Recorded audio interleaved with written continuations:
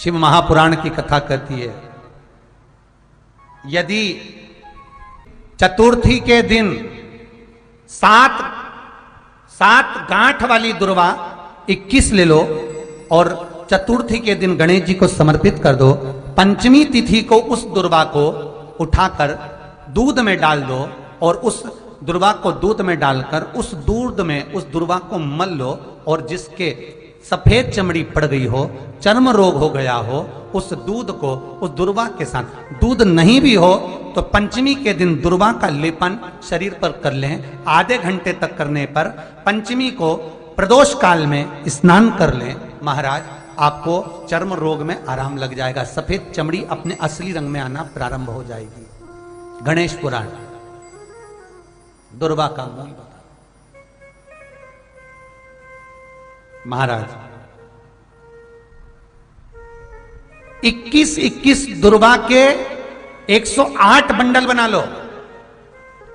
अगर एग्जाम में बैठ रहे हो, सरकारी परीक्षा में बैठ रहे हो, पास नहीं हो रहे, नौकरी नहीं लग रही, बहुत जगह इंटरव्यू दे दिया, 21 दुर्वा के 108 बंडल बनाओ, उसकी माला बनाओ और देवी के मंदिर में, माता जगदम्बा के मंदिर में, अर्थात जहां शंकर पार्वती पूर्ण परिवार विराजमान हो, ऐसे देवी के मंदिर में गणेश जी के गले में वो माला अर्पण करिए हैं, अपना नाम बोलकर और जिस एग्जाम में बैठ रहे हैं उसका भाव वर्णन कर कर महाराज। और वहीं से एक पुष्प लेकर अपने कमरे में जहां पढ़ते हो, कांच की प्लेट में उस फूल को रख दीजिए और दूसरे दिन एग्जाम के लिए चले जाइए, आपको उसका फल अवश्य मिलेगा। आप सबको मालूम होगा कि जिस समय पर शिवजी ने विष पिया था, विष की जलन इतनी तेज थी, मां जगत जननी जगदम्बा अम्बा नील सरस्वती के रूप में अंदर जाकर बैठ गई थी और माता का शरीर भी नीला पड़ गया था। आज भी जो बच्चे जिद्दी हो जाते हैं, बहुत ज्यादा जिद करते हैं, तो नील सरस्वती का नाम लेकर शिवजी पे जल चढ़ाया जाता है और वो नील सरस्वती का जल नाम लेकर बच्चे को पिलाया जाता है, जिससे उसका जिदपन कम हो जाता है। मां अंबा जगदम्बा को मालूम पड़ा कि मेरे प्रभु ने तो विष पी लिया है, और वो विष भी कोई साधारण नहीं है, हलाहल विष है। हलाहल विष का मतलब मालूम है आप लोगों को? 2 तरह का विष होता है, एक साधारण विष जिसको कोई भी पी सकता है और उसको बचाया भी जा सकता है, और दूसरे नंबर का विष होता है हलाहल विष। हलाहल विष किसको कहा गया? कहते हैं पूरी सृष्टि के जितने जहरीले जीव जंतु हैं, उन सारे जहरीले जीव जंतुओं का विष निकलवा लो, उस विष को अग्नि में पका लो, अग्नि में पकाकर उसका अर्क निकलवा लो, उस अर्क को भी और पका लो, पकाकर उसका और अर्क निकालो। ऐसे कौटी कौटी अर्क जब इकट्ठे हो जाएं तो वो विष जो बनता है वो हलाहल विष कहलाता है। मंथन में जो विष निकला वो साधारण नहीं था।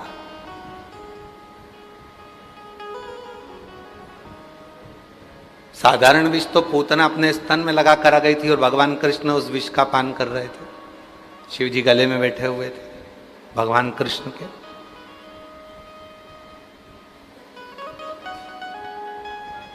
साधारण विष तो राणा ने मीराबाई के सामने पहुंचा दिया था। साधारण विष तो नरसिंह मेहता जी के सामने उनकी भाभी ने भेज दिया था। साधारण विष का प्रयोग कहीं पर भी हो सकता है, पर हलाहल विष का प्रयोग कहीं नहीं हो सकता। हलाहल विष केवल एक ही बार निकला है और एक ही बार पिया गया है, और भगवान शिव ने देख लिया था कि यह विष पीना कोई साधारण नहीं है, ये गले में पहुंचेगा और मेरे प्राण छूटेंगे। पर माँ जगतजननी जगदम्बा अम्बा माँ दुर्गा भवानी स्वयं उस गले के अंदर जाकर बैठ गई और जो माँ जगदम्बा गले के अंदर जाकर बैठी, बैठते से ही इतना भयंकर विष था कि माता का स्वरूप नीला पड़ गया। गले में बैठी इसलिए सरस्वती कहलाई है। कंठ में कौन बैठती है? जम के बोलो, सरस्वती। तो मां पार्वती जी जब कंठ में बैठी तो सरस्वती कहला गई, और शरीर नीला पड़ गया इसलिए उनका नाम क्या हो गया? नील सरस्वती। हमारे अवंतिकापुरी में बाबा जी, आज भी अवंतिकापुरी में नील सरस्वती माता का मंदिर है। नील सरस्वती अवंतिकापुरी नाम पड़ गया नील सरस्वती। पर शिवजी भी नीले पड़ने लगे, कंठ भी नीला पड़ने लगा, सरस्वती भी अंदर नीली पड़ गई। तब एक था जिसको दया आ गई। जरा देखिएगा, 33 कोटि देवता अमृत पीने में लगे हुए थे, अपनी मस्ती में आनंद में लगे हुए थे, पर कोई को शिव जी के विष पीने पर दया नहीं आई थी। केवल एक को दया आई। कौन था वो? जिस वासुकी नाग को पकड़कर मंथन किया जा रहा था और उस वासुकी नाग के शरीर के हड्डी जितनी भी नसें थीं वो घिस घिस के पूरी टूट चुकी थी। वो वासुकी नाग को दया आ गई और वो वासुकी नाग तुरंत दौड़ा। शरीर बन नहीं रहा था तो भी जाकर वो वासुकी नाग शिव जी के गले से चारों तरफ लिपट गया। चारों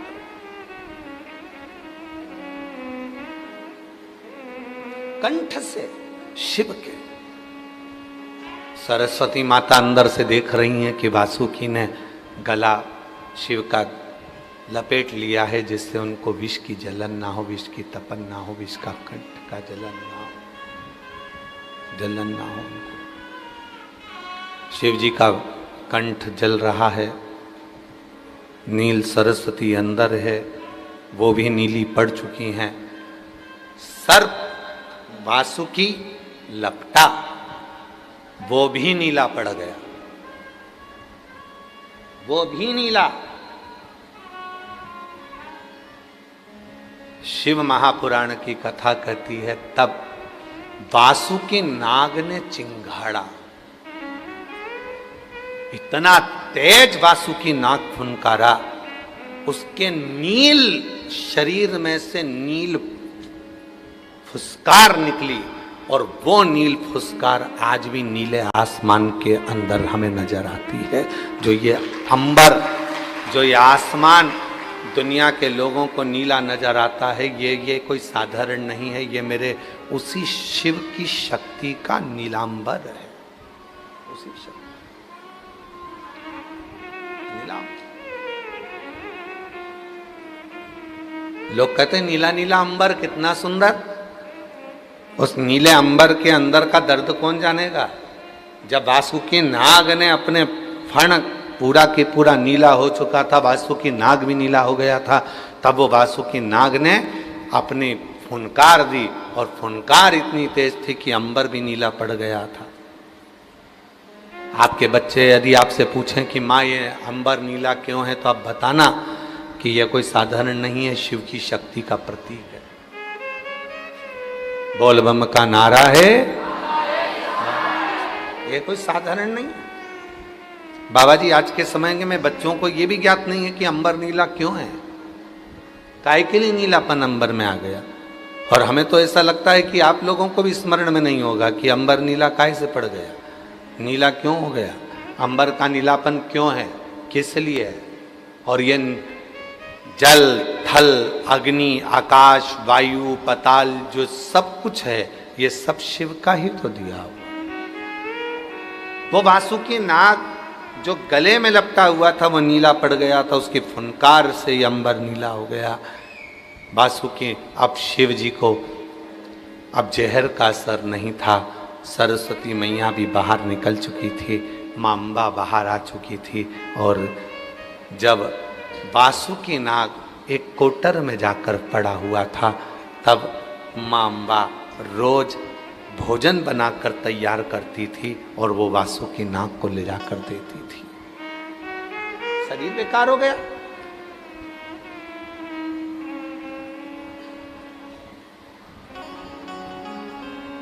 मेरी जीजियों, मेरे जीजाओं, मेरी बेटियों, मेरे बेटाओं, मेरे बुजुर्ग माँ बाप, ध्यान रखना, शरीर अच्छा रहेगा तो बच्चे भी आकर आपके गले में झूम जाएंगे। शरीर अच्छा होगा तो सब प्यार करेंगे, शरीर अच्छा होगा तो सब साथ देंगे, और शरीर अगर गड़बड़ हो गया तो कोई नहीं मिलेगा जो तुमको काशी का दर्शन भी करा दे। बाबा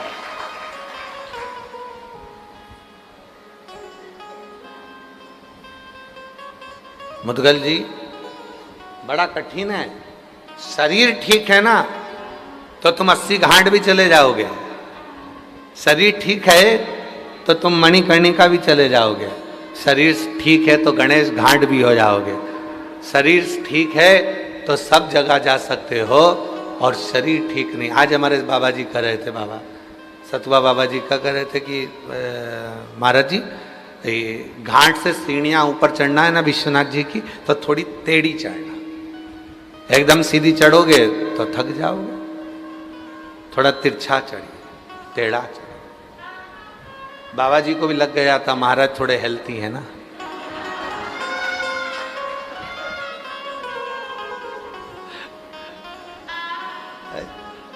अब बाबा जी तो अपनी बॉडी एकदम फिट रखते हैं, क्योंकि कई बार कोई आता है तो फिर वापस नीचे आना पड़ता है, फिर दर्शन करने जाना पड़ता है। इनका तो सतुआ बाबा जी का तो जो आश्रम है वो भी थोड़ा ऊंचा है, सीढ़ियों पे चढ़कर, तो बार बार जाना फिर आना, फिर जाना फिर आना, तो ये बॉडी मेंटेन रहती है। अब यहाँ तो क्या है, वहाँ से आए, यहाँ आए, कथा बाची, फिर अपने कमरे में चले गए। हम तो किसी से मिलते भी नहीं हैं। आप लोगों से मिले क्या? हमारा तो मिलना भी नहीं होता, मिलते ही। और केवल एक जगह से मतलब नहीं, हम कहीं मिलते नहीं, हमारा आदत नहीं है। कोई नहीं कह सकता कि महाराज जी हमसे मिल लेते ना। हाँ, पीछे के 1-2 दिन रहते हैं, उसमें हर हर महादेव आपसे करते मिलते हैं, ऐसा नहीं। तो बाबा जी को भी लग गया कि बाबा महाराज जी थोड़े से तगड़े हैं, तो ये एकदम तो सीधा चढ़ेंगे नहीं, तो इनको थोड़ा तिरछा चढ़ाया जाए। तो इधर के घाट से चले, चलते चलते उधर तक पहुंचे, उधर से फिर इधर, फिर तुम्हारे पास फोटो वीडियो होंगे तो बता देना जरा। बता रहे हो? हाँ, कि भाई ऐसे ऐसे चढ़ रहे हैं, वो भी बता देना है, तो लोगों को ये ना लगे कि हाँ महाराज जी बोल दिए हैं। अब महाराज जी की तो स्पीड तेज थी, उन्होंने तो हाथ पकड़ रखा था, चलो चलते चलो। अब हमारी स्पीड तो स्पीड ही है, चले जाओ। अब इनकी 4 बार सांस चले, हमारी 25 बार चल जा, चल।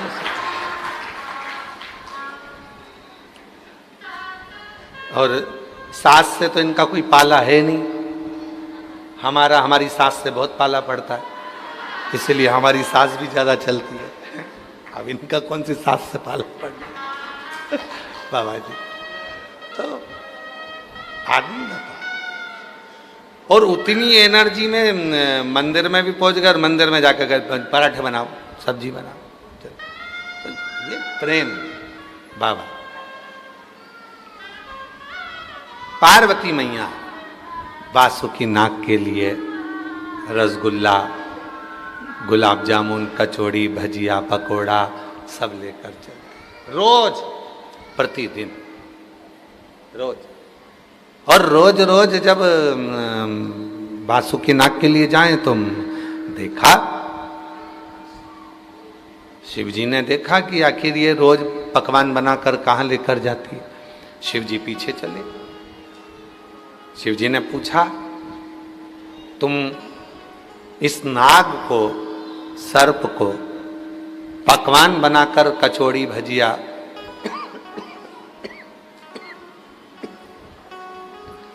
कचौड़ी, भजिया, पूड़ी, खीर इस नाग को, सर्प को क्यों खिलाती हो? माँ पार्वती जी ने कहा कि इनको खिलाने का केवल एक कारण है कि जिस समय दुख की घड़ी थी कोई नहीं आया, सारे देवता अमृत के लिए तत्पर रहे, सारे देवता अमृत में डूबे रहे, तब केवल एक यही सर्प था जो विष को भी देखकर हमारे गले में लपट गया था। उसने हमारा साथ दिया, उसने हमारा साथ। और एक बात याद रखना अपने जीवन में,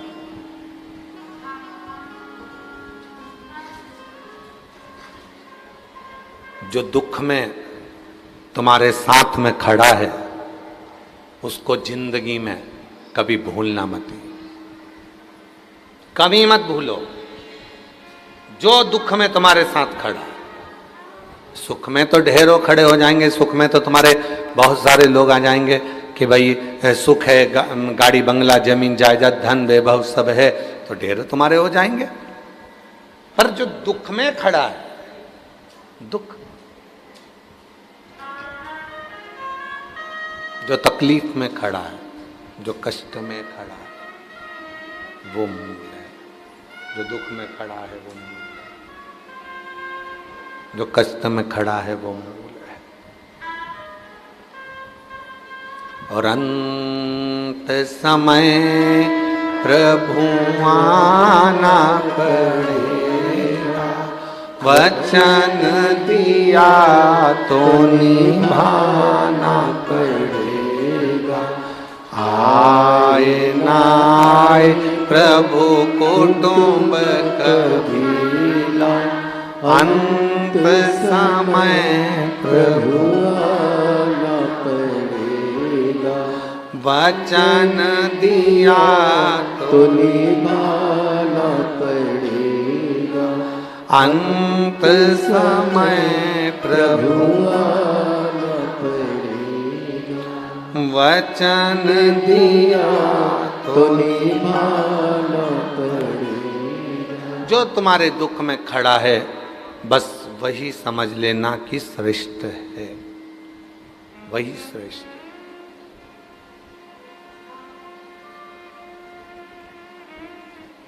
चार जगह पर जो तुम्हारे साथ खड़ा मिल जाए समझ लेना कि वो तुम्हारे लिए श्रेष्ठ है। पहला,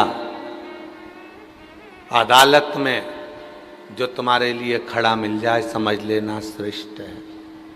थाने में जो तुम्हारे लिए खड़ा मिल जाए समझ लेना श्रेष्ठ है।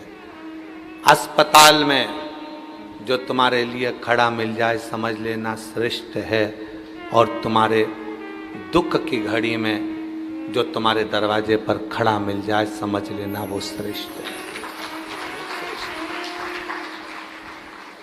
वकील साहब बैठे हैं। वकील साहब, एक बात हम कहें कि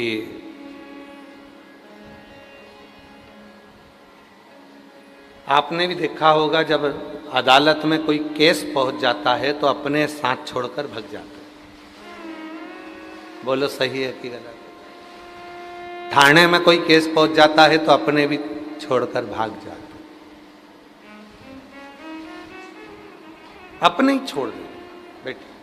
आपने देखा होगा, आप तो वकील हैं और दिल्ली जैसे कोर्ट में आप वकालत कर रहे हैं, तो जितने अपने होंगे वो सब छोड़ दें। तुम्हारी फेसबुक आईडी पर कितने लोग जुड़े हैं? अगर हम तुमसे पूछें तो कोई कहेगा 4000, कोई कहेगा 5000, कोई कहेगा 8000, इतने लोग जुड़े हुए हैं। तुम्हारे मोबाइल में व्हाट्सएप के कितने ग्रुप हैं? तो कोई कहेगा हमारे पास 10 ग्रुप हैं, कोई कहेगा हमारे पास 25 ग्रुप हैं, कोई कहेगा हमारे पास 24 ग्रुप हैं। पर सत्य बताना, थोड़ा सा बीमार पड़े, हॉस्पिटल में भर्ती हुए, जो 4000 तुम्हारे फेसबुक पर तुम्हारे दोस्त बने हुए हैं, उस 4000 में से कितने हॉस्पिटल में आके खड़े? जितने ग्रुप बनाए रखे हैं तुमने व्हाट्सएप पर, उन ग्रुप में से कितने लोग तुम्हारे हॉस्पिटल में आकर खड़े हुए? कोई नहीं। हॉस्पिटल में कौन खड़ा है? तुम्हारी धर्म पत्नी। हॉस्पिटल में कौन खड़ा है? तुम्हारा पति। हॉस्पिटल में कौन खड़ा है? तुम्हारे बेटा बेटी। हॉस्पिटल में कौन खड़ा है? तुम्हारा भाई, तुम्हारी बहन। बाकी के जितने तुमने व्हाट्सएप पे जोड़े हैं वो कोई हॉस्पिटल में खड़ा नहीं मिलेगा। हाँ, आखिरी में जब तुम निपट जाओगे तो वो व्हाट्सएप पे डालेंगे जरूर ओम शांति।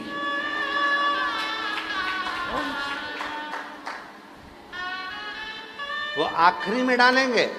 क्या डालेंगे? हाँ बोलो बोलो बोलो, जम के बोलो, ओम शांति। निपट गया।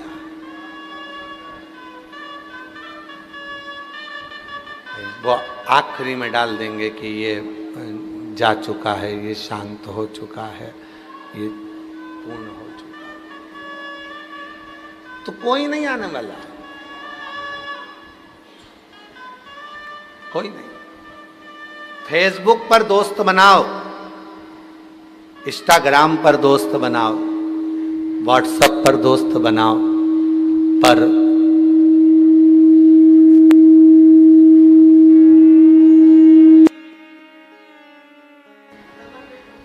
उन सब दोस्तों से ज्यादा जरूरी है विश्वनाथ जी को अपना मित्र बना लेना।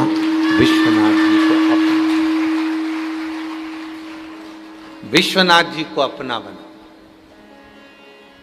और मैंने सारे सहारे छोड़ दिए, बस तेरा सहारा काफी है। मैंने सारे सहारे छोड़ दिए, बस तेरा, सेट करो आवाज, सेटिंग नहीं, काफी है।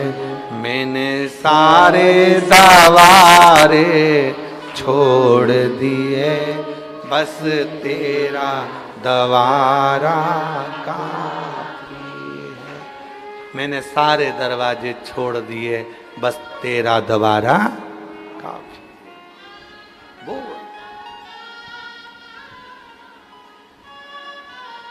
कई लोग कहते हैं गुरुजी हमारे ऊपर, हमारे घर का बहुत बोझ है, मैं घर का अकेला व्यक्ति हूँ, बहुत वजन है मेरे ऊपर, बहुत बोझ है। मेरी माँ, मेरे पिता, मेरे भाई बहन का पूरा वजन मेरे ऊपर ही है। हम उनको कहते हैं तुम किस्मत वाले हो, किस्मत वाले हो। आज हमने देखा जब बाबा जी नाव लगवाए तो चतुर्वेदी जी अपन लोग नाव से जब जा रहे थे तो नाव वाले ने क्या कहा था कि इधर वजन ज़्यादा है, इधर साइड हो जाओ। हुए वजन इधर का इधर हो गए। फिर हमने देखा कि एक नाव खाली भी थी, और जो नाव खाली थी वो कहीं इधर जा रही थी, कहीं उधर जा रही थी, कहीं इधर जा रही थी। जिस पे वजन था वो एकदम अपने रास्ते पर जा रही थी। अब कई लोग कहते हैं गुरुजी भगवान ना जाने सारा वजन मुझ पे डाल दिया, माता पिता का, भाई बहन का सारा वजन मेरे ऊपर है। हम कहते हैं तुम किस्मत वाले हो, जिसके मस्तक पर वजन होता है, बोझ होता है, वो कभी अपनी दिशा से भटकता नहीं है, वो अपनी दिशा पर चलता है, वो अपनी दिशा पर चल रहा है, वो दिशा से भटकता है। बेटी कहती है मेरे मायके का मेरे पास बोझ है, मैं कहता हूं बेटी तुम साधुवाद के पात्र। बहुएं कहती हैं मेरे पास मेरे सास ससुर का बोझा है, हम कहते हैं तुम किस्मत वाली हो जो तुम्हारे ऊपर बोझा, तुम दिशा से भटकोगी नहीं, तुम कभी भटकने वाले में से नहीं।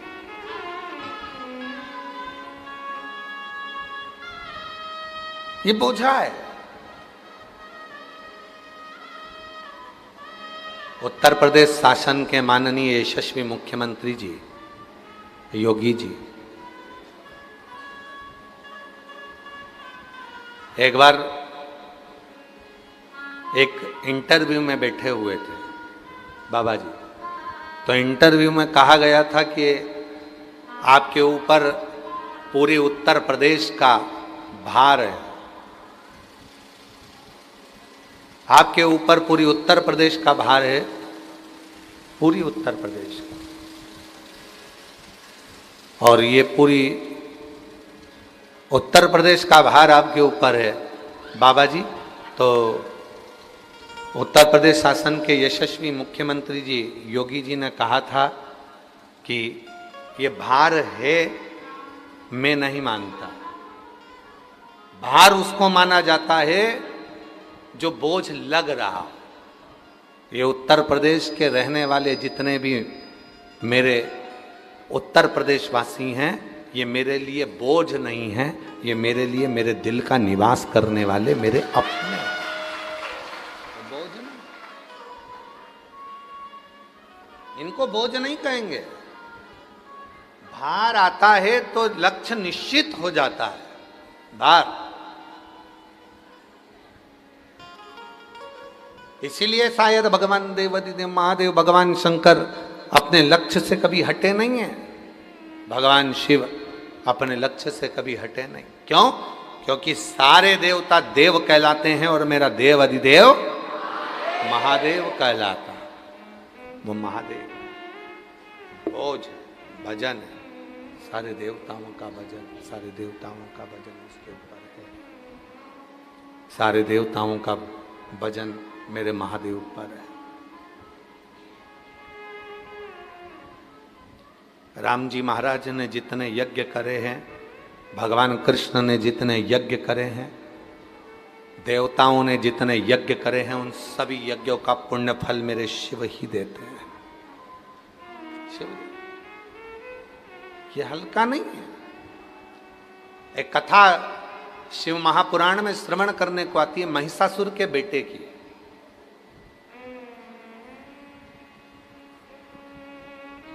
महिषासुर का जो लड़का था वो बड़ा विद्वान था, बहुत चतुर था। लोग कहते हैं महिषासुर का लड़का इतना विद्वान। महिषासुर के लड़के का नाम क्या था? गजासुर। क्या नाम था? गजासुर। तो महिषासुर के लड़का गजासुर इतना विद्वान था, इतना विद्वान था कि उसकी विद्वत्ता इतनी प्रबल थी कि वो स्वयं देवता भी उसकी विद्वत्ता के आगे शून्य हो जाते थे। इतना विद्वान था वो महिषासुर का लड़का गजासुर, इतना विद्वान।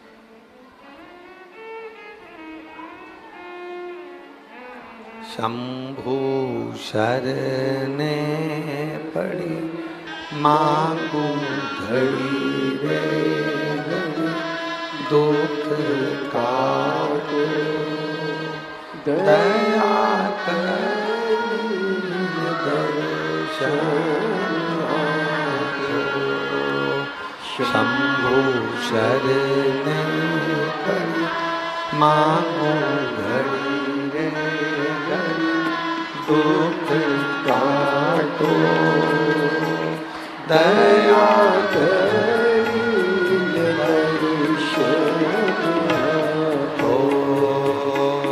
शंभु शरणे पड़ी मांगो घड़ी दुख काटो दया करी दर्शन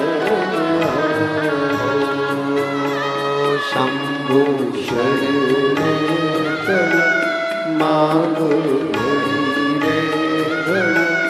दुख काटो दया करी दर्शन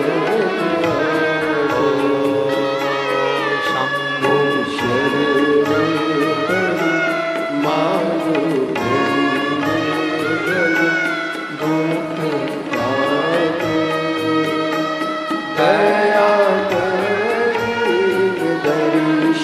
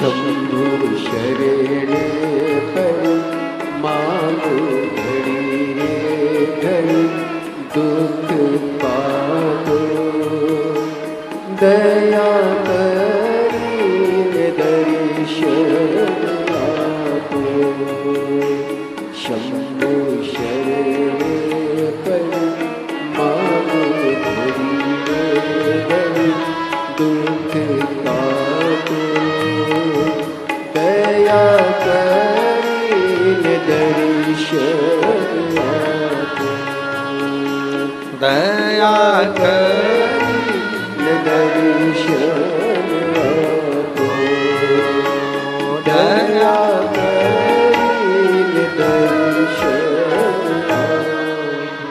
शिव कथा कह रही है, भगवान शंकर का पवित्र चरित्र कह रहा, शिव महापुराण कह रही, शिव तत्व कह रहा है।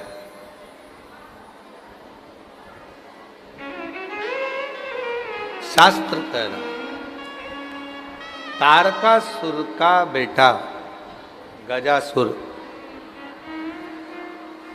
तारकासुर का बेटा गजासुर। अब असुर की कथा आती है तो थोड़ी बहुत तो अड़चन आती है।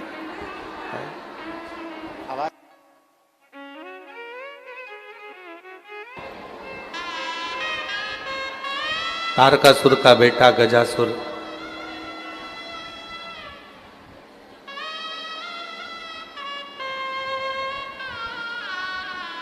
बड़ा विद्वान था, उसकी विद्वत्ता बड़ी प्रबल थी और बहुत विद्वान, बहुत विद्वान।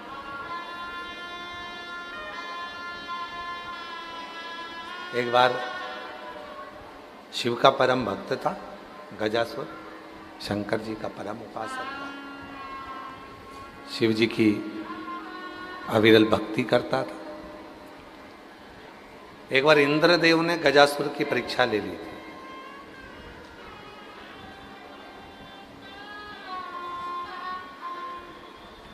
एक बार इंद्रदेव ने गजासुर की परीक्षा ले ली।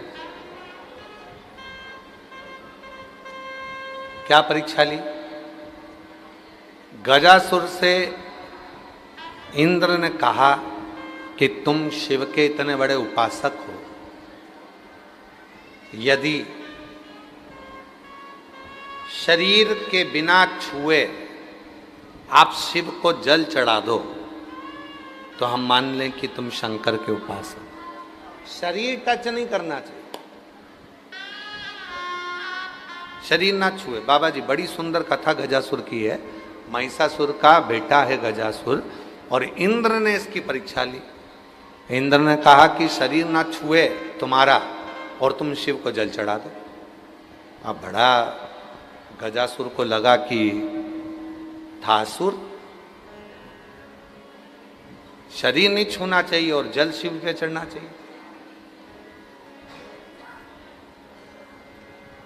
बैठ गया शिवलिंग के सामने,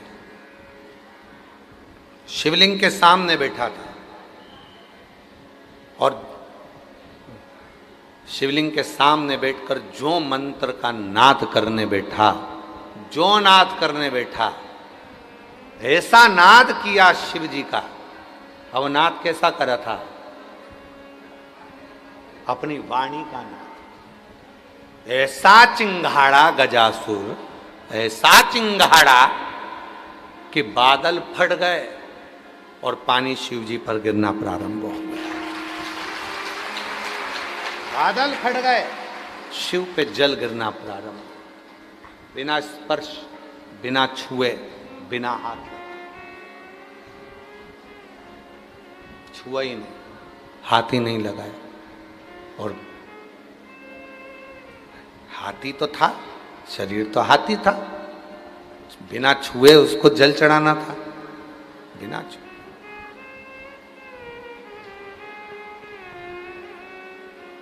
चिंगाड़ पर 6 सूत्र हैं शिव जी को रिझाने के। उन 6 सूत्र में एक सूत्र ये भी है, शिव जी के सामने जाकर अटपटी भाषा में शिव जी को रिझाना। बाबा जी विश्वनाथ जी के दर्शन करने के लिए कई बंगाली आते होंगे तो ऐसे मुंह में उंगली लेकर जीवान को ऊपर नीचे करते हैं।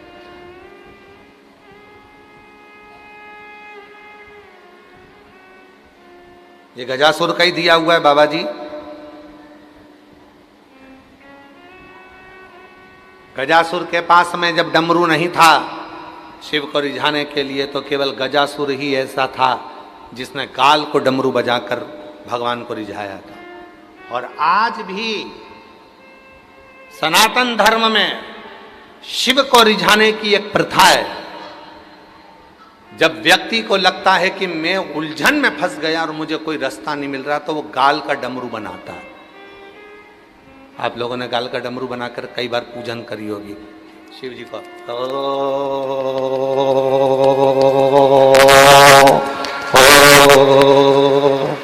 गाल का डमरू बनाकर मुंह से स्वर निकलता है और डमरू का नाद चलता है।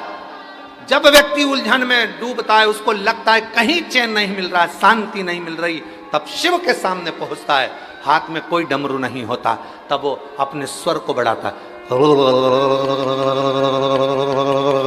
और गाल का डमरू बजाता है। वो देने वाला गजासुर था।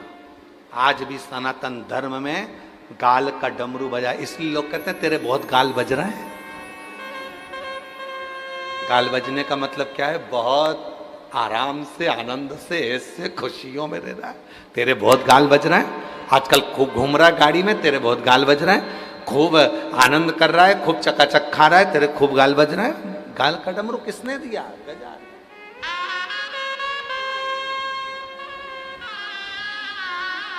आता है तुम लोगों को बजाना? अरे बोलो तो जम के, चलो बजाओ, चालू हो जाओ।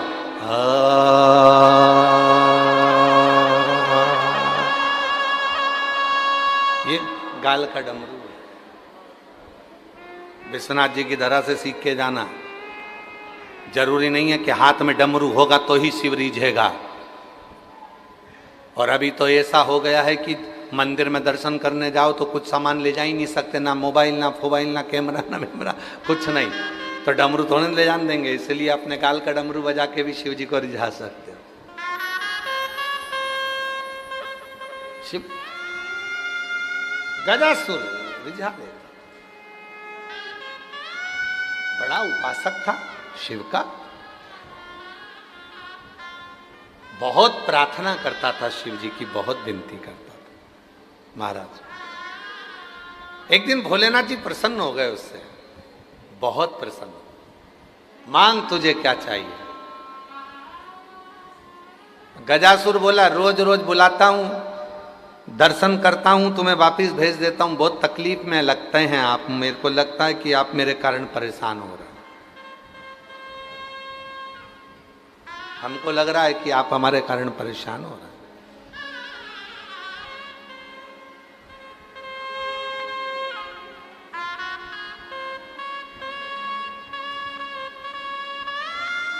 इसीलिए बाबा जी ऑनलाइन कथा हम थोड़ी कम दे पाते हैं, क्योंकि हम जो नज़ारा देख रहे हैं ना,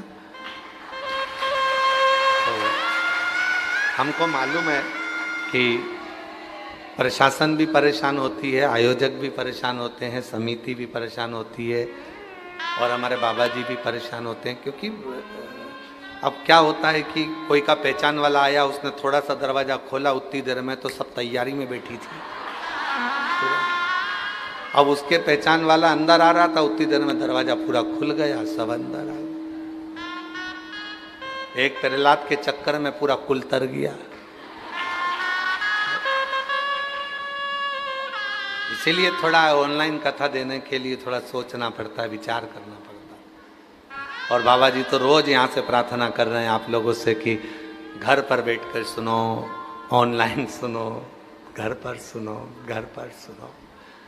आज भी हम बाबा जी के यहाँ गए थे, वहाँ बहुत सारी माताएं रो रही थी कि हमको कथा में जाना है, बाबा जी व्यवस्था कर दो। बाबा जी के मैं नहीं जा रहा हूँ, तुम चली जाओ, जाओ, मैं यहीं रह जाता हूँ, जाना।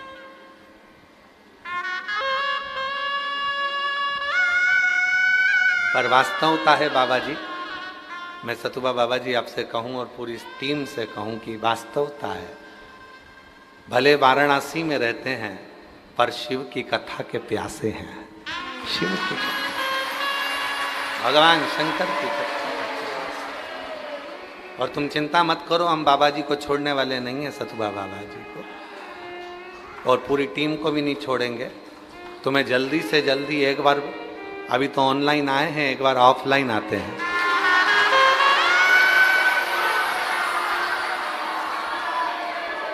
ऑफलाइन। और बाबा जी वही गंगा का तट, वही गंगा का तट। और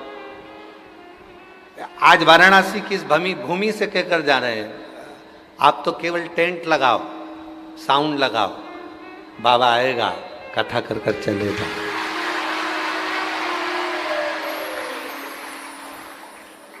कुछ नहीं देखना आपको, आस्था अवस्था ये वो सब बाबा देखेगा।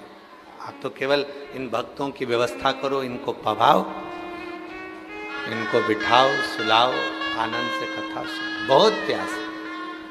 और तुझसे मिलने के लिए तेरी कसम, तुझसे मिलने के लिए तेरी कसम, एक मुलाकात जरूरी है सनम, एक मुलाकात जरूरी है सनम।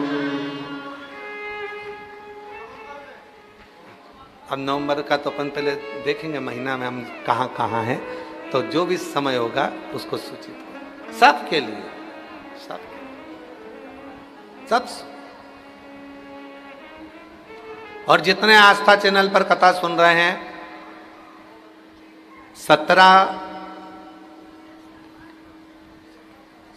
17 अगस्त से 23 अगस्त तक जयंती स्टेडियम भिलाई में छत्तीसगढ़ में कथा है। 6 महीने से हम छत्तीसगढ़ को कथा नहीं दे पाए थे क्योंकि बाहर कथाएं बहुत थी इसे। अब हमको लगता है छत्तीसगढ़ के भी बहुत सारे प्यासे मेरे डमरू वाले के बैठे होंगे जो कथा सुनने के लिए। हृदय से कथा को सुनो, चाहे तुम अंदर बैठे हो, बाहर बैठे हो, कहीं पर भी बैठे हो, अपने घर पर भी बैठे हो, और अगर पंडाल में भी कहीं बाहर बैठे हो, जितना लाभ इन 9 रत्नों को जजमान को मिल रहा है कथा का, उससे 1000 गुना लाभ आप सबको कथा सुनने का मिलेगा। आप जहां बैठे आप तो केवल श्रवण करो, उसको दिल से अपने अंदर उतारो। मेरा भोले बाबा कुबरेश्वर बाबा की ये शिव पुराण को हमने देखा है, जो आकर बैठता है वो खाली नहीं जाता है। 3 महीने में मेरा भोला भंडारी भंडार जरूर बनता है। गजासुर शिव जी से कहते हैं कि तुम मेरे कारण परेशान हो गए, मैं हर कभी बुलाता हूं तुम्हें आना पड़ता है क्योंकि तुमसे वर मांगा है। भगवान शिव ने वचन दिया था गजासुर को कि तू बुलाएगा मैं आऊंगा। परेशान हो गए। अब मैं ये परेशानी बहुत नहीं देख सकता आपकी। गजासुर कहता है अब मैं ये तुम्हें परेशान होता हुआ नहीं देख सकता, तो क्या करूं, क्या करूं? हम तुम्हें परेशान होता हुआ नहीं देख सकते, तो फिर करें क्या?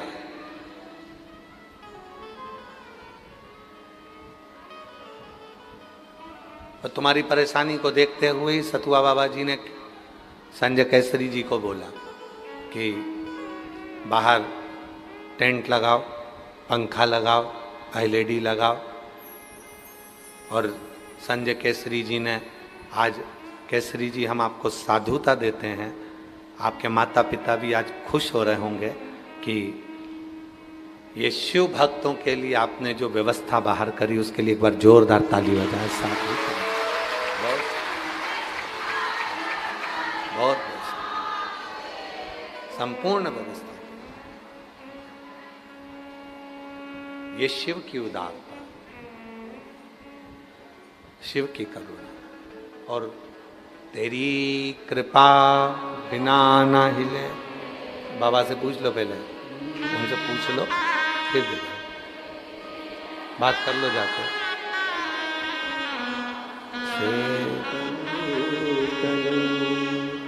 बखान क्या करूं, राखों के ढेर का, चपटी भभूत में खजाना कुबेर का।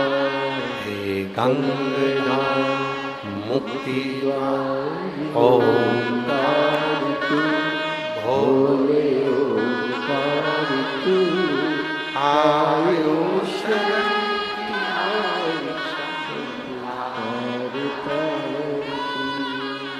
गजासुर ने कहा कि मैं आपको बार बार परेशान नहीं देख सकता, आप बार बार आएंगे जाएंगे, फिर जाएंगे। इसलिए शंकर भगवान से गजासुर आज बोलता है मैं ये पूरा लफड़ा ही मिटा दूं। एक काम करो। शिव जी ने पूछा क्या? आज मुझे बार बार आना जाना अच्छा नहीं लगता, एक काम करो, आप तो मेरे पेट में आके बैठ जाओ। शिवजी ने कहा कि गजासुर क्या बोल रहा है? भगवान शंकर बोले मेरा आना जाना चलेगा, मैं तेरे पेट में नहीं बैठ सकता। नहीं, तुम मेरे पेट में बैठो। क्या बार बार आना जाना करते हो? पेट के अंदर बैठ जाओ, पेट के अंदर बैठो, बैठो पेट के अंदर। ओघड़ रानी शंभु त्रिकालदर्शी, जरा देखिएगा गजासुर ने जो गाल का डमरू बजाया, शिव इतने प्रसन्न हो गए। उसके मुख से प्रवेश कर कर वो आवाज निकाल रहा था।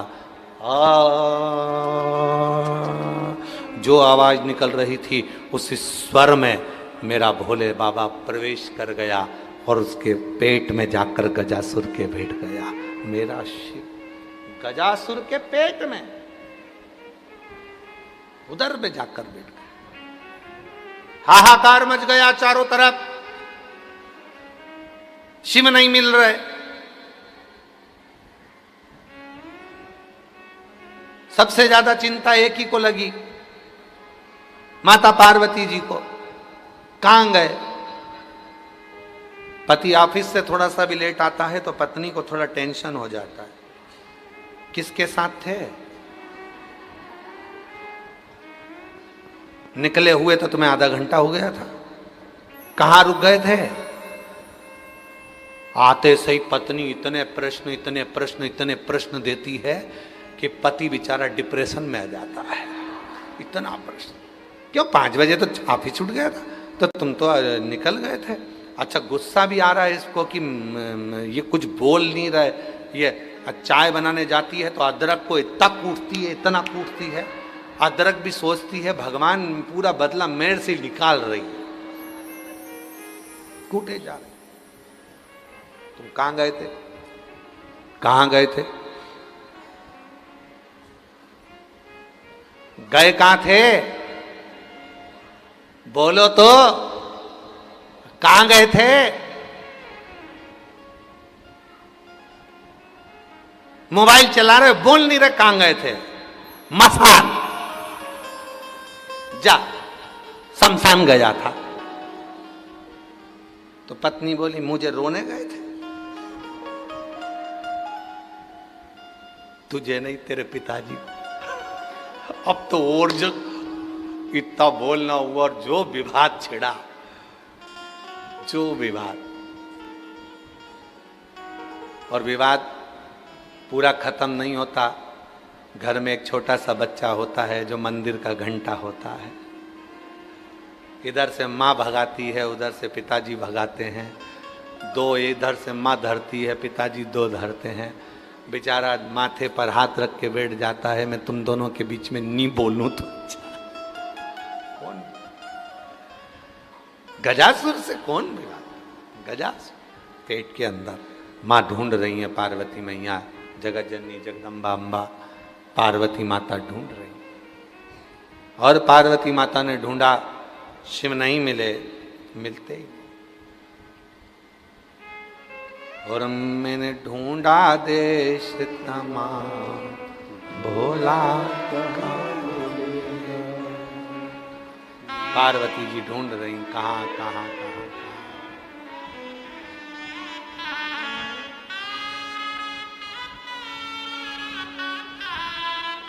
सभी वाद्य यंत्र हैं, एक एक वाद्य यंत्र को मौका दिया करो जिससे सब वाद्य यंत्र को लोग सुन सके, आनंद ले सके। एक एक वाद्य यंत्र सब अपना अपना फील्ड में उतरे तो अच्छा लगेगा। मैंने ढूंढा देश तमाम भोला, आकाश में ढूंढ रही है मां पार्वती, आकाश। क्रमशः चलना चाहिए, क्रमशः, एक के बाद एक, एक पहले फिर दूसरा फिर तीसरा, सबका बैकग्राउंड देखना चाहिए। आकाश में ढूंढ रही मां पार्वती जी, नहीं मिला। गई पताल में, मैंने ढूंढा देश तमाम भोला, कहाँ मिलेगा, कहाँ मिलेगा, कहाँ मिलेगा, कहाँ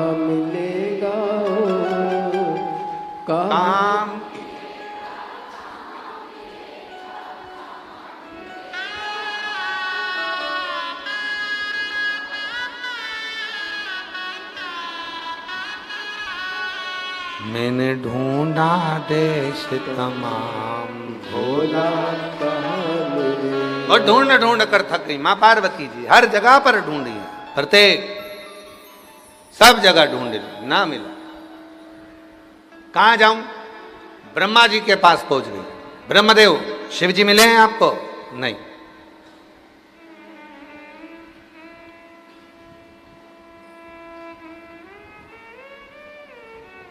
भगवान भोलेनाथ मिले हैं आपको? नहीं। ये उसी में का हाल हो गया कर्नाटक का। कर्नाटक के सुदूर के छोटे से गांव में रहने वाला एक ब्राह्मण था, जिसकी मां ने वचन लिया कि मैं मरूंगी तो काशी में मरूंगी, और मेरी अंतिम अवस्था आ गई है, मुझे तो काशी ले जा। ये उसी में कहा है, ढूंढा।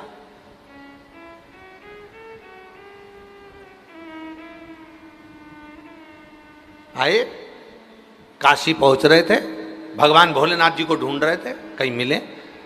मां ने प्रवचन में सुना था, मां ने प्रवचन में सुना था कि विश्वनाथ जी की धरा पर जब कोई प्राण छोड़ता है तो बाबा विश्वनाथ जी आकर उसको तारक मंत्र देते हैं। अब बूढ़ी अम्मा ये विचार में थी कि मैं मरूं नहीं, उससे पहले तारक मंत्र मिल जाए, और वो मंत्र जब मुझे मिल जाएगा तो मैं सबको बता दूंगी। अब कौन समझाए? आज तक काशी वालों को ही नहीं मालूम है कि वो तारक मंत्र है कौन सा। जो मर कर चले गए उन्होंने आके नहीं बताया, ए बिमला, शिव जी ने मुझे ये वाला मंत्र दिया था। हाँ, सपने में आकर तुम्हें बता गए हो तो बात दूसरी है, पर सत्य कहें तो वो तारक मंत्र जो मेरे शिव देते हैं वो कोई दूसरा मंत्र नहीं होगा। हमको तो मालूम भी नहीं, क्योंकि हम निपटे ही नहीं। पर इतना जरूर है कि वो तारक मंत्र कोई दूसरा नहीं है, वो मन की शांति का राम नाम, कृष्ण नाम, शिव नाम का।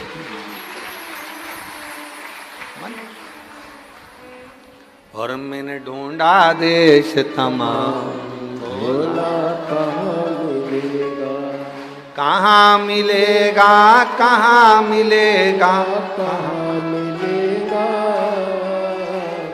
कहाँ मिलेगा, कहाँ मिलेगा, कहाँ मिलेगा, मैंने ढूंढा देश तमाम भोला, कहाँ मिलेगा, ओ मैंने ढूंढा देश तमाम भोला, कहाँ मिल नहीं रहा। पार्वती जी को शिव जी मिले नहीं। माता पार्वती जी ढूंढ ढूंढ के थक गई, बहुत थक गई माता पार्वती जी। ब्रह्मा जी के पास गई, इंद्र के पास गई, गरुण के पास, वरुण के पास, नाग, गंधर्व, अप्सरा, किन्नर, सबके पास गई, सबके पास।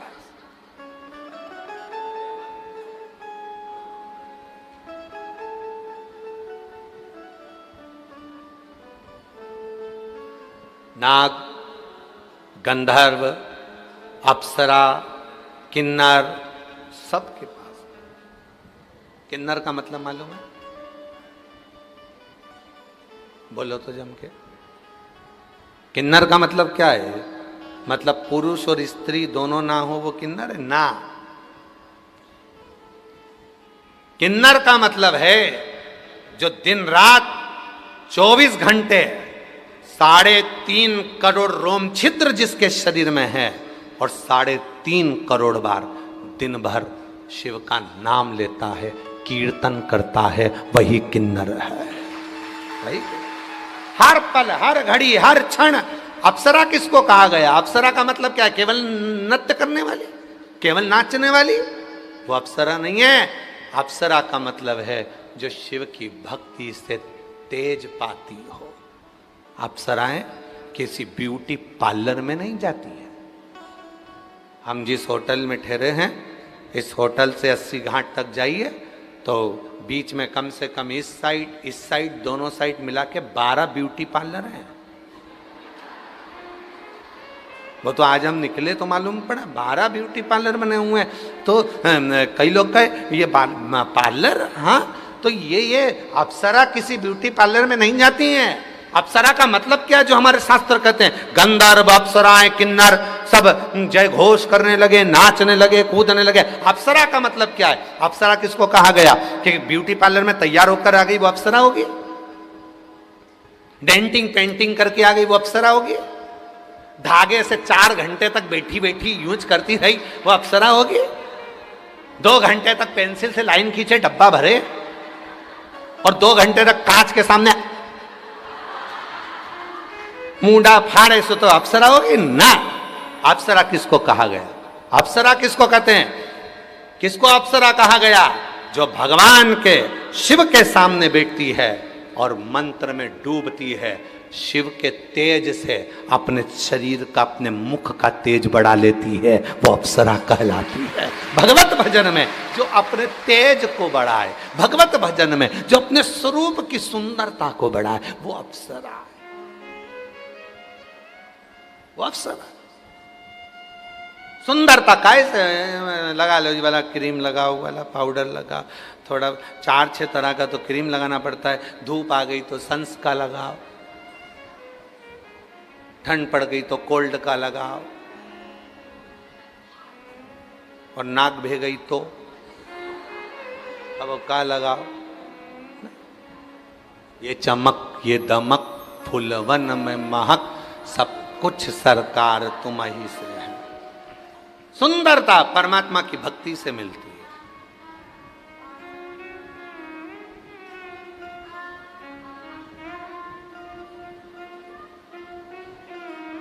परमात्मा अप्सरा किसको कहा गया? जो भगवान की भक्ति में डूबी हुई है और इतनी डूब गई कि उसका चेहरा अपने आप चमकने लगा। उसको कहीं जाने की जरूरत नहीं पड़ी, वो स्वयं उसका चेहरा चमकता है, उसका स्वरूप बोलता है। वाह वाह साहब, क्या बात है। तुम देखो, तुम्हारे घर की बुजुर्ग माताओं को देखना, तुम्हारी अपनी अपनी मम्मियों को देखना जाकर, जितने लोग कथा सुन रहे हैं आस्था चैनल पर, फेसबुक, यूट्यूब पर, और जितने पंडाल में बैठ के कथा सुन रहे हैं, यहाँ जो अंदर भरे हो, बाहर भरे हो, उधर भरे हो, उधर भरे हो, जहाँ कहीं भरे भरे बैठे हो, तो तुम अपने अपने घर की बुजुर्ग माताओं को जाकर देखना, अपनी मम्मा को देखना, अपनी सास को देखना।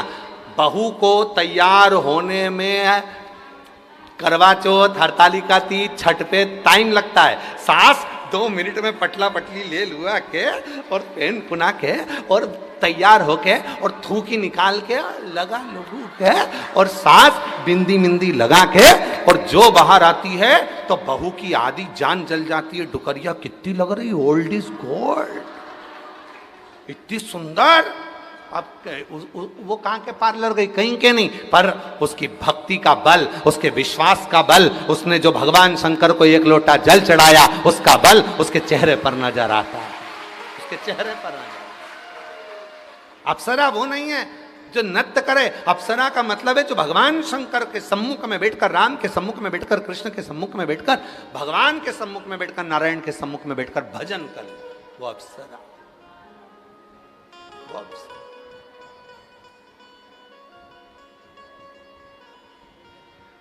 पूछा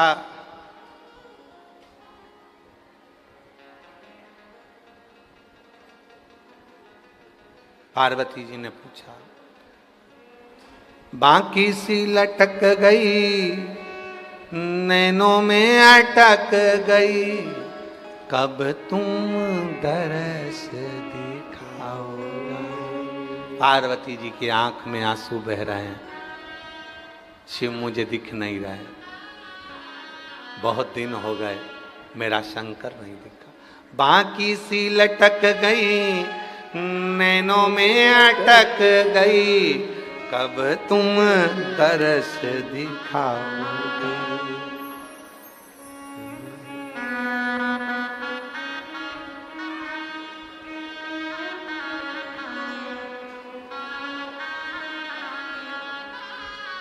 ओ काशी के भोलेनाथ, मन ने थारी याद सतावे। ओ काशी के भोलेनाथ, मन ने थारी याद सतावे। ओ काशी के भोलेनाथ, मन ने थारी याद सतावे।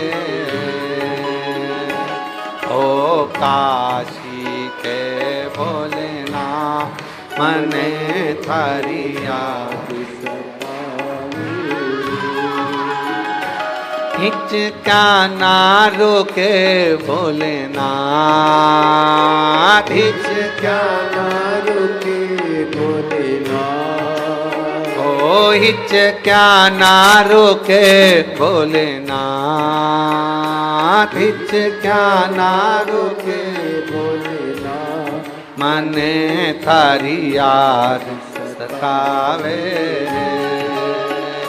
हिचका ना रोके भोलेनाथ, हिचका ना रोके भोलेनाथ, मन थारी याद सतावे।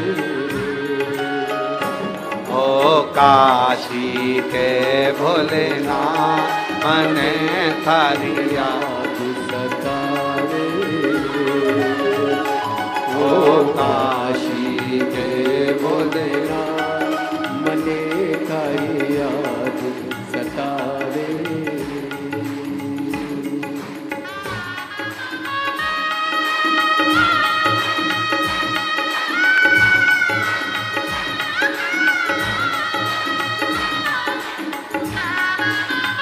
शंभो।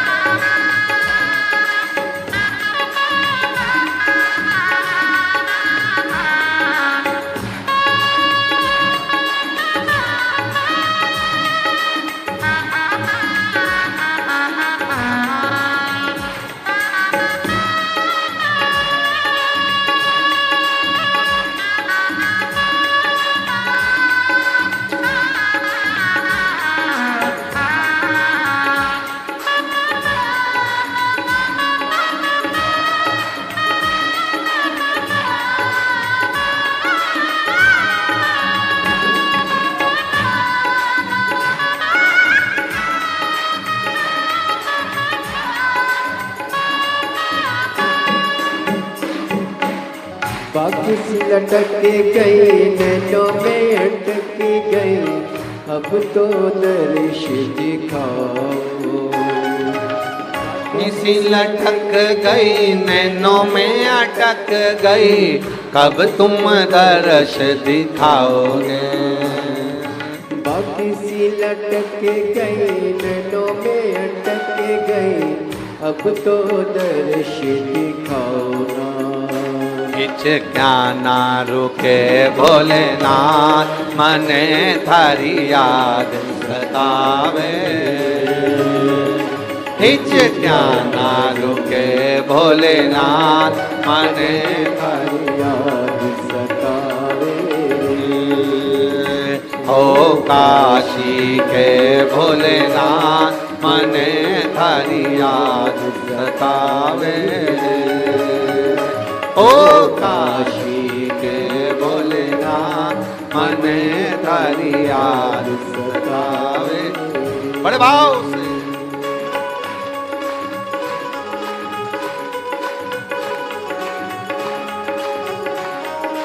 शंभो।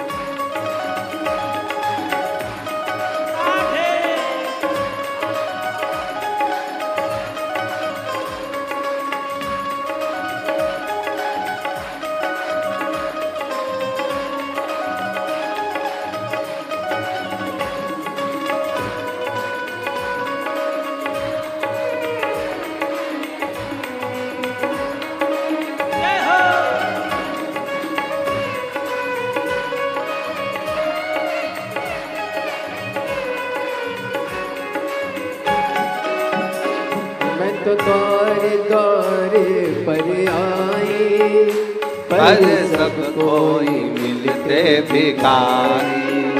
मैं तो द्वार द्वार पर हारी, पर सब कोई मिलते भिखारी। मैं तो द्वारे द्वारे पर आए, पर सब कोई मिलते भिखारी। मैं तो द्वार द्वार पर हारी, पर सब कोई मिलते भिखारी। एक दाता विश्वनाथ, थारी याद सतावे। एक दाता विश्वनाथ, मने थारी याद सतावे। हिच क्या ना रोके भोलेनाथ, हिच क्या ना रुके भोलेनाथ। ओ हिच क्या ना रोके भोलेनाथ, हिच क्या ना रोके भोलेनाथ, मने थारी याद सतावे। ओ काशी के भोलेनाथ, मने थारी याद सतावे। ओ काशी के भोलेनाथ, मने तारी याद सतावे। शंभो।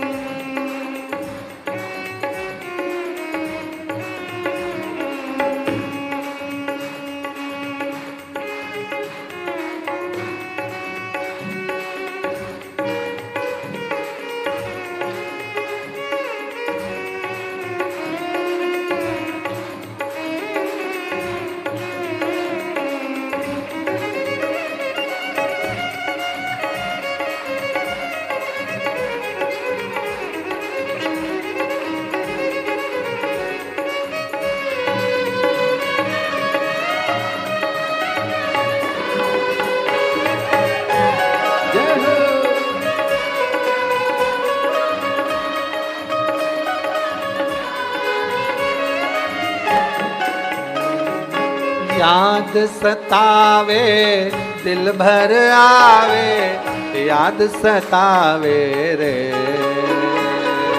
याद सतावे दिल भर आवे, याद सतावे रे। ओ काशी के भोलेनाथ मन तारी याद सतावे रे। ओ काशी के भोलेनाथ मन तारी याद सतावे रे। ओ काशी के भोलेनाथ मन तारी याद सतावे रे। ओ काशी के भोलेनाथ मन तारी याद सतावे रे। हिच क्या ना रोके भोलेनाथ, हिच क्या ना रुके भोलेनाथ, हिच क्या ना रोके भोलेनाथ, हिच क्या ना रुके भोलेनाथ, ओ हिच क्या ना रोके भोलेनाथ, हिच क्या ना रुके भोलेनाथ, मन थारी याद सतावे। ओ काशी के भोलेनाथ मने तारी याद सतावे। ओ काशी के भोलेनाथ मने तारी याद सतावे। ओ काशी के भोलेनाथ मने तारी याद सतावे। ओ काशी के भोलेनाथ मने तारी याद सतावे। हार हार।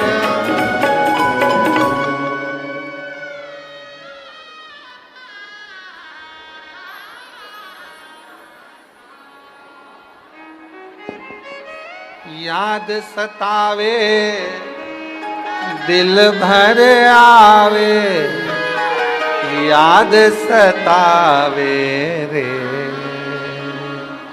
याद सतावे दिल भर आवे, याद सतावे।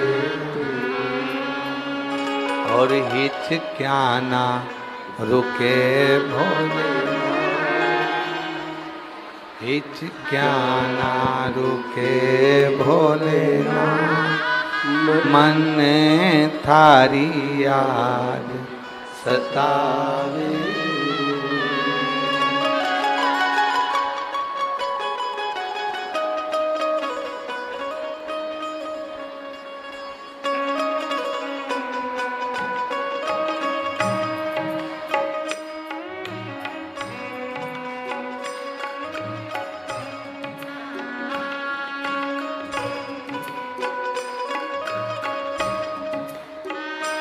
पार्वती जी ढूंढ रही हैं माँ जगत जननी। आकाश में